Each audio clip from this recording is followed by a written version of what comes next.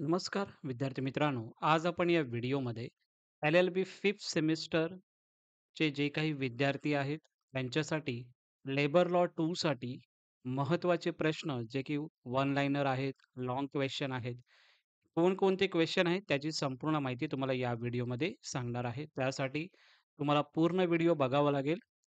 त्यानंतरच तुम्हाला सर्व इन्फॉर्मेशन यामधून समजणार आहे. समोर तुम्हाला इंग्लिश क्वेश्चन जे काही मी तुम्हाला हायलाइट केलेले आहेत, ते महत्त्वाचे प्रश्न आहेत. ते झाल्याच्या नंतर बाकी जे क्वेश्चन तुम्हाला दिलेले आहेत, ते सुद्धा करणं तुम्हाला गरजेचं आहे. जे काही हायलाइट केलेलं आहे ते तर तुम्ही करणारच आहात. ओके. कारण की ते इम्पोर्टंट क्वेश्चन आहेत आणि जे हायलाइट नाही केलेले आहेत, ते सुद्धा तुम्हाला करायचे आहेत. Okay. So directly LLB 5th सेमिस्टरची एक्झाम तुमची जी 10th डिसेंबरला लेबर लॉ 2 चा जो काही पेपर होणार आहे, त्यासाठी हे एक्स्पेक्टेड क्वेश्चन दिलेले आहेत. Okay. Code on security, social security 2020 जर आपण बघितलं, फर्स्ट क्वेश्चन जे हायलाइट केलेले आहे, ते तुम्हाला रीड आउट करून देणार आहे, जेणेकरून ते महत्त्वाचे आहेत. बाकी तुम्हाला पी-डी-एफ वगैरे पाठवून देईनच मी. ठीक आहे. बट त्या अगोदर जोपर्यंत 1000 व्ह्यू या व्हिडिओला येत नाहीत, तोपर्यंत पी-डी-एफ तुम्हाला भेटणार नाहीये. ठीक आहे. खूप विद्यार्थ्यांना व्हिडिओज मी बनवतो, बट नॉर्मली बघायला गेलं तर त्यामध्ये व्ह्यूज हे खूप कमी येत आहेत. कारण की पी-डी-एफ दिल्याच्यानंतर तुम्ही त्या व्हिडिओ ऑब्व्हियसली बघणार नाहीये. त्यासाठीच इम्पोर्टंट यामध्ये तुम्हाला नोटिफिकेशन पण सांगत असतो, कशा पद्धतीने अटेम्प्ट तुम्हाला करायचा आहे प्रश्न, ते सुद्धा तुम्हाला यामध्ये मी सांगेनच. ठीक आहे. त्यासाठी पहिला हा व्हिडिओ बघा. त्यानंतर तुम्हाला ते पी-डी-एफ भेटून जाईल. 1000 व्ह्यू आल्याच्या नंतर तुम्हाला ही पी-डी-एफ भेटून जाईल. ठीक आहे. कोड ऑन सोशल सिक्युरिटी 2022 यामध्ये फर्स्ट क्वेश्चन जर आपण बघितलं, तर define appropriate government as per the code. What are its 2 components हा क्वेश्चन फर्स्ट आहे. मराठी ट्रान्सलेशन तुम्हाला डायरेक्टली पी-डी-एफ भेटून जाईल. त्याचं टेन्शन तुम्ही घेऊ नका. ओके. जे मराठी स्टुडंट विद्यार्थी आहेत त्या विद्यार्थ्यांनी. What is the main objective code on social security 2020 आपण वन लाइनर क्वेश्चन बघत आहोत. What are the primary rules social security organisation under the code social security 2020. Explain the term gratuity. Define disablement. Who is considered dependent?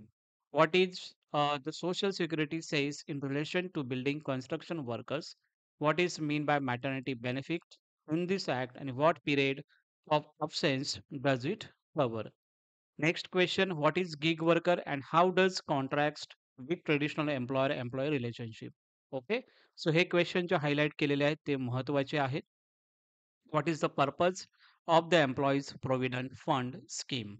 Okay.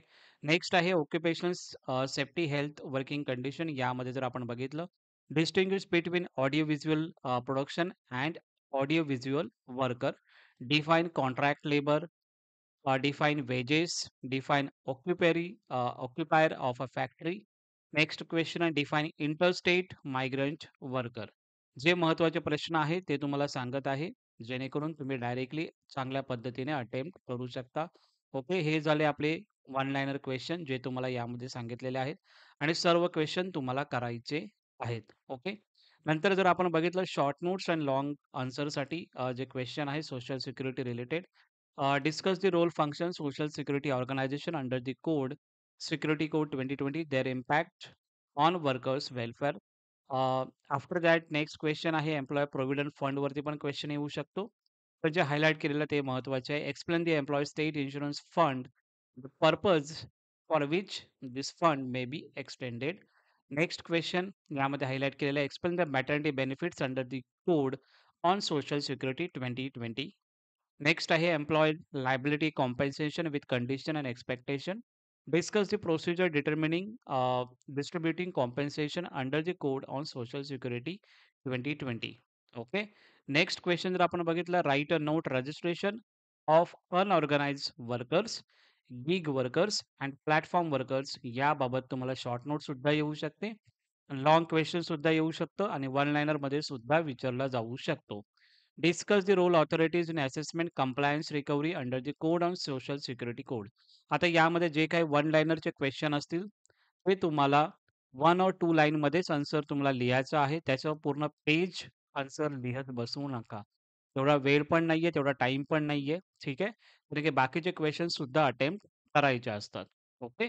Next question, what are the duties employees and employer under the OSC code 2020? Okay, next question, examine the provision related to the employment of women under the Occupational Health Safety Working Condition 2020. Next question, discussion the function of safety committee under the OSH Working Condition 20, their role ensuring workplace safety and compliance. Next question आहे interstate migrant workers under the OSH code. जे काही highlight केलेले question आहेत ते महत्त्वाचे आहेत, ते पहिलं तुम्हाला करायचे आहेत. त्यानंतरला बाकी क्वेश्चनला तुम्हाला हात लावायचा आहे. Penalty for non-compliance under OSH Code 2020 and explain obligation of contractor and principal employer toward contracts worker under OSH Code 2020 safety and working conditions. So these are the important question for in English. जे काही इंग्लिशमध्ये examination देणार आहेत त्यांच्यासाठी आणि मराठीमध्ये जे काही विद्यार्थी एक्झामिनेशन देणार आहेत त्यांच्यासाठी PDF डायरेक्टली टेलिग्राम चॅनल आणि WhatsApp ग्रुपला तुम्हाला येऊन जाईल. ठीक आहे. बट ही जी व्हिडिओमध्ये 1000 व्ह्यू आल्याच्या नंतर PDF तुम्हाला सेंड केली जाईल. त्यानंतर तुम्हाला जर याच्यामध्ये स्क्रीनशॉट घ्यायचा असेल, तुम्ही स्क्रीनशॉट घेऊ शकता आणि डायरेक्टली तुमचं स्टडी अभ्यास करायला तुम्ही चालू करू शकता. Okay. So these are the important question for LLB 5th semester labour law 2. I hope तुम्हाला हा व्हिडिओ आवडला असेल. जर काही प्रॉब्लेम असेल, काही डाऊट असतील तर नक्की कमेंट सेक्शनमध्ये विचारा. आता फक्त BNSS या सब्जेक्टचा फक्त आपल्याला तुम्हाला फक्त द्यायचं पेंडिंग आहे इम्पॉर्टंट क्वेश्चन. तेही तुम्हाला उद्यापर्यंत भेटून जातील. आणि LLB 3rd सेमिस्टरसाठी वेगळा व्हिडिओ मी बनवेलच त्यांच्यासाठी. So don't worry. 5th semester labour law 2 10 December examination आहे. त्यासाठी इम्पोर्टंट क्वेश्चन हे समोर दिलेले आहेत. आय होप तुम्हाला हे अ, वाटलं जे काही आहे ते रीड आउट करून घ्या. नक्की तुम्हाला याचा फायदा येणाऱ्या एक्झाममध्ये होऊन जाईल. Thank you so much.